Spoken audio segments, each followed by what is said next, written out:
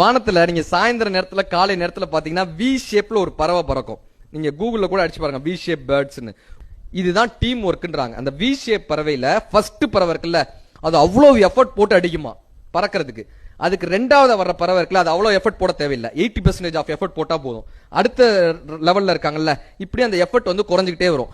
கடைசியா வருதுல ஒரு பறவை, அது ஜாலியா வரும், அதுக்கு பெருசா எஃபர்ட்டே கிடையாது. முன்னாடி இருக்கிறவங்க அப்படியே கூட்டிட்டு போயிட்டே இருப்பானுங்க. நம்ம எப்படி கடைசி பெஞ்சில் மண்டே அப்படி மறைச்சிட்டு உட்காந்து இருப்போம்ல, அப்படியே மறைச்சிட்டு அந்த பறவை வந்துகிட்டே இருக்கும். பட் அந்த வி ஷேப் பறவைங்க போற ஸ்பீடு இருக்குல்ல, அது கொஞ்சம் குறைஞ்சாலுமே இந்த கடைசி பறவைக்கு தெரிஞ்சிருமா முத பறவை டயர்ட் ஆயிடுச்சுன்றது கடைசி பறவைக்கு தெரியுமா. இந்த கடைசி பறவை உடனே என்ன பண்ணுமா, டக்குன்னு போய் தான் தலைமைத்துவத்தை எடுத்துட்டு அந்த பறவை ரெஸ்ட் எடுக்க அனுப்பிடுவாங்க. அது போய் ரெஸ்ட் எடுக்க அனுப்பிடுமா. இந்த பறவை பின்னாடி வந்து இந்த பறவை போய் எடுத்துரும். எவன் ஒருவன் அந்த தலைமைத்துவத்தை தான் எடுத்துக்கொள்கிறானோ அவன் என்றைக்குமே ஒரு குழுவினுடைய தலைவனாக இருக்கிறதுக்கான முழு தகுதி அடைந்தவன் தான்.